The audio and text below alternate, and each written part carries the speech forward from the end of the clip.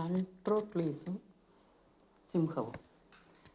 അടിമയായ ആൻഡ്രോക്ലീസ് തൻ്റെ ക്രൂരനായ യജമാനൻ്റെ മർദ്ദനം സഹിക്കവയ്യാതെ ഒളിച്ചോടി.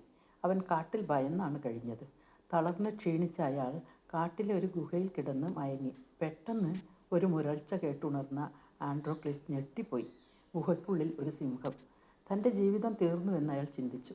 എന്നാൽ തീർത്തും അവശനായ ആ സിംഹം കടുത്ത വേദന കൊണ്ട് ഞരങ്ങുകയായിരുന്നു. അയാൾ വളരെ ശ്രദ്ധയോടെ സിംഹത്തിൻ്റെ അടുത്ത് ചെന്നു.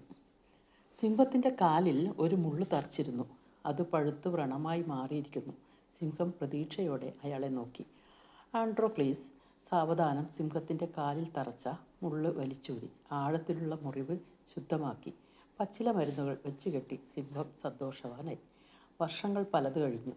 കാട്ടിലെത്തിയ വേട്ടക്കാർ ആൻഡ്രോക്ലീസിനെയും സിംഹത്തെയും കെണിയിലാക്കി. അവർ അയാളെ രാജാവിന് കൈമാറി. സിംഹത്തെ രാജാവിൻ്റെ മൃഗശാലയിലും അടച്ചു. രാജാവ് ദിവസങ്ങളോളം അയാളെ പട്ടിണിക്കിട്ടു. ഒളിച്ചോടിയ കുറ്റത്തിന് രാജാവ് ആൻഡ്രോക്ലീസിനെ സിംഹക്കൂട്ടിലേക്ക് വലിച്ചെറിഞ്ഞ് വധശിക്ഷ നടപ്പാക്കാൻ കൽപ്പിച്ചു. വധശിക്ഷയുടെ ദിവസമായി. ഭടന്മാർ അയാളെ സിംഹക്കൂടിനടുത്തെത്തിച്ചു. ഇരയെ കടിച്ചു കീറാനുള്ള ആർത്തിയോടെ സിംഹവും അക്ഷമനായി നിലകൊണ്ടു. ഭടന്മാർ വന്ന് സിംഹത്തിൻ്റെ കൂട് തുറന്നിട്ടു. വിചിത്രമായ ഈ കാഴ്ച കണ്ട് രസിക്കാൻ ജനങ്ങൾ ആകാംക്ഷയോടെ തടിച്ചുകൂടി. സിംഹത്തിന് ഇരയാകാൻ വേണ്ടി ആൻഡ്രോക്ലീസിനെ ഭടന്മാർ സിംഹത്തിൻ്റെ കൂട്ടിലേക്ക് വലിച്ചെറിഞ്ഞു. ഇരയുടെ നേരെ അലറി വിളിച്ചെത്തിയ സിംഹം ഒരു നിമിഷം അറച്ചു നിന്നു. പിന്നെ പരിചയഭാവത്തിൽ തലകുലുക്കി വാലാട്ടിക്കൊണ്ട് ആൻഡ്രോക്ലീസിൻ്റെ ദേഹം സ്നേഹമസൃണമായി നക്കി തുടച്ചു. സിംഹം അയാളെ പറ്റിച്ചേർന്ന് കിടന്നു. ഭയന്നുപോയ അയാൾ സിംഹത്തിൻ്റെ പള്ളയിലേക്ക് ചാഞ്ഞ് ഉറങ്ങിപ്പോയി. അമ്മയുടെ മടിയിലിരിക്കുന്ന കുഞ്ഞിനെ പോലെ ജനങ്ങൾ അത്ഭുത സ്തബ്ധരായി.